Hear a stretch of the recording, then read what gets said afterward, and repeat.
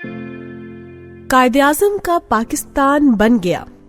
मेरे एक दोस्त पंजाब असेंबली के रुकन हैं, पाकिस्तान तहरीक इंसाफ से ताल्लुक रखते हैं।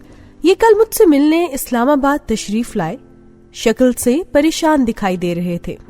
मैंने वजह पूछी तो ये हंसकर बोले, महंगाई बहुत है, गुजारा नहीं होता। मैं बड़ी देर तक उनकी शक्ल देखता रहा, वो वाकई सीरियस दिखाई दे रहे थे। मैंने अर्ज किया, आप लोगों ने 30 नवंबर को पंजाब असेंबली से डेली कन्वेंस अलाउंस 3000 से 5000 रुपए, अकोमोडेशन अलाउंस 3 से 5000 रुपए और एडिशनल अलाउंस 3 लाख से 6 लाख रुपए करने का मुतालबा किया था। ये करारदाद असेंबली में मौजूद 10 सियासी जमातों ने मुश्तरका पेश की थी। क्या वजह है? वो हंसकर बोले, आपने शायद करारदाद नहीं पढ़ी। इसमें वजह तहरीर है। हमने लिखा था, हमारे अलाउंसेस में इजाफा महंगाई के तनासुब से किया जाए। महंगाई इतनी ज्यादा हो चुकी है कि हम मौजूदा अलाउंसेस में गुजारा नहीं कर सकते। मैंने गौर से उनके चेहरे की तरफ देखा और फिर अर्ज किया, आप जमींदार भी हैं। हुकूमत का दावा है कि हमने ज़राई शोबे में 400 अरब रुपए इंजेक्ट कर दिए हैं। किसान अब खुशहाल हो चुके हैं, लेकिन आप इसके बावजूद रो रहे हैं। वो हंसे और देर तक हंसते चले गए, फिर खामोश हुए, लंबा सांस लिया और बोले, क्या किसान के लिए डॉलर 100 रुपए का है? क्या हमें पेट्रोल पर सब्सिडी मिल रही है? नून लीग के दौर में खाद की जो बोरी 4400 रुपए में मिलती थी, आज उसकी कीमत 10,000 रुपए है। बीज और कीड़े मार अद्वियात खाद से भी महंगी हैं। ट्रैक्टर और जनरेटर भी महंगे हो चुके हैं और फसल पकने के बाद कटाई के आलात और फसल को मंडी तक पहुंचाने के खर्चात भी 2-3 गुना ज्यादा हैं।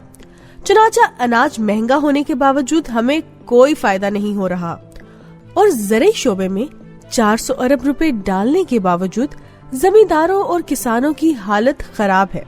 मैं जमींदार की हैसियत से भी पिस रहा हूँ और एमपीए की पोजीशन से भी। लोग हमारे पास आते हैं, हमें उन्हें चाय भी पिलाना पड़ती है और खाना भी खिलाना पड़ता है। आप यकीन करें, हमारे लिए डेरे चलाना मुश्किल हो चुके हैं। मैं सियासत छोड़ने का मंसूबा बना रहा हूँ। ये सीधी सादी ख्वारी, टेंशन और खर्चा है। आप जब तक शुगर मिल के मालिक ना हो, आपके लिए सियासत मुश्किल है। वो खामोश हुए तो मैंने अर्ज किया, लेकिन वजीर आजम दावा कर रहे हैं पाकिस्तान दुनिया का सस्ता तरीन मुल्क है और वजीर इत्तलात फवाद चौधरी परसों भी फरमा रहे थे पाकिस्तान पूरे खित्ते में सस्ता मुल्क है। वो हंस पड़े और हंसते हंसते बोले, मैं पीटीआई का हिस्सा हूँ।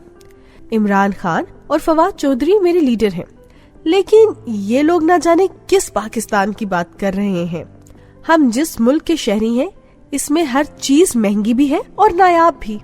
आप कंस्ट्रक्शन मटेरियल देख लें, ये 1 साल में दुगना हो चुका है। आटा, दालें, चीनी और कुकिंग ऑयल में भी 2-3 गुना इजाफा हो चुका है, जबकि लोगों की आमदनी 30-40% नीचे आ चुकी है। मैं वजीर आजम से मिलकर वो पाकिस्तान देखना चाहता हूँ जो आज भी पूरी दुनिया में सस्ता है। वो पाकिस्तान शायद वजीर आजम हाउस और मिनिस्टर्स कॉलोनी में रहता होगा, वो कम से कम सड़कों और गलियों में नहीं मिलता। वो चले गए, लेकिन ये सवाल पीछे छोड़ गए। पाकिस्तान में आज अगर एमपीएस और एमएनएस का गुजारा नहीं हो रहा, ये भी अगर महंगाई के तनासुब से अलाउंस में इजाफे का मुतालबा कर रहे हैं, तो फिर मुल्क में गुजारा किसका हो रहा है? सुखी कौन है? दुनिया में महंगाई को मापने के 3 तरीके हैं। एक्सचेंज रेट, डॉलर आज 181 रुपए में भी नहीं मिल रहा, ये पाकिस्तान का बुलंद तरीन एक्सचेंज रेट है।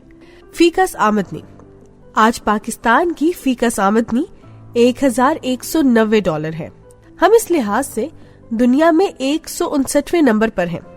सार्क के 7 मुल्कों में हम 6ठे नंबर पर हैं। और इन्फ्लेशन रेट, पाकिस्तान में आज इन्फ्लेशन 9.5% है, जबकि भारत में 5.3%, बांग्लादेश में 5.40%, श्रीलंका 6.20% और मालदीव में महंगाई की शरह 2.27% है। चुनाचा आप किसी भी इशारिये से माप लें, पाकिस्तान महंगाई के आसमान को छू रहा है, लेकिन हुकूमत दावा कर रही है हम दुनिया के सस्ते तरीन मुल्क हैं।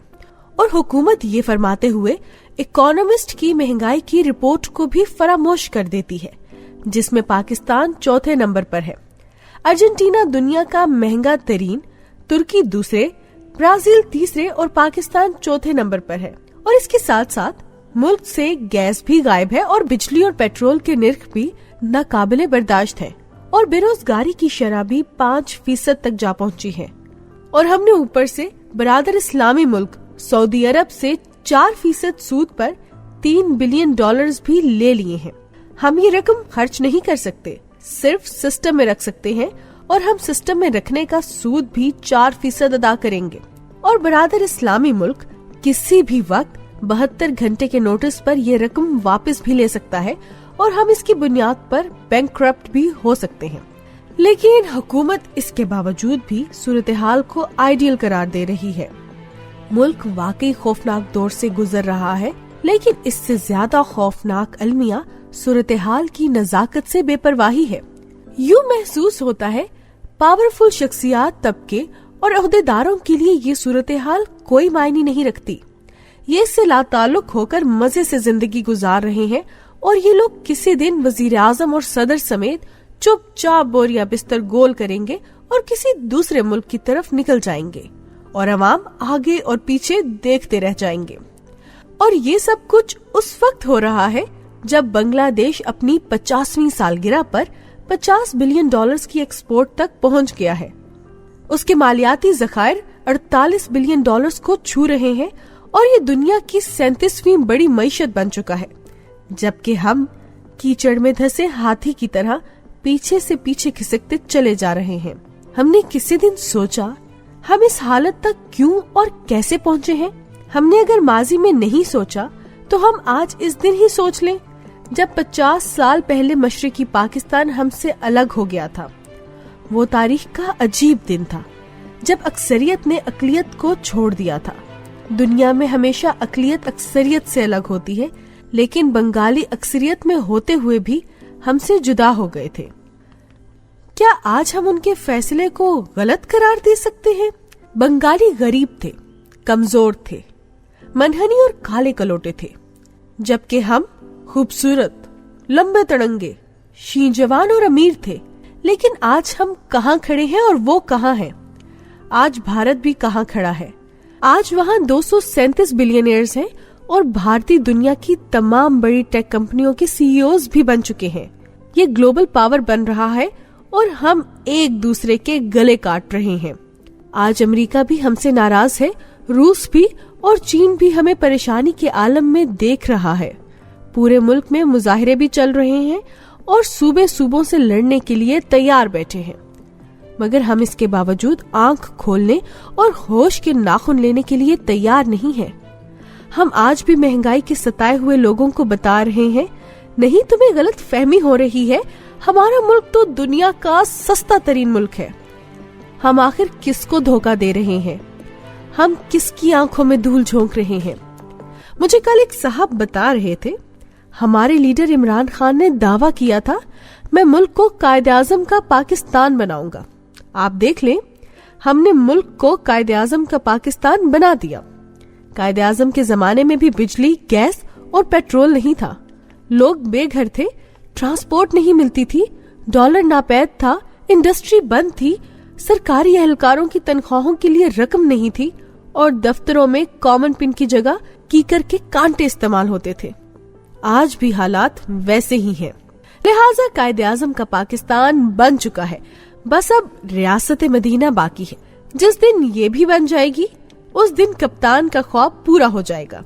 वो ये फरमाकर हंस पड़े, लेकिन मैं उन्हें संजीदगी से देखता रहा और फिर उनसे कहा, भाईजान क्या आपको वाकई हालात की नजाकत का एहसास नहीं?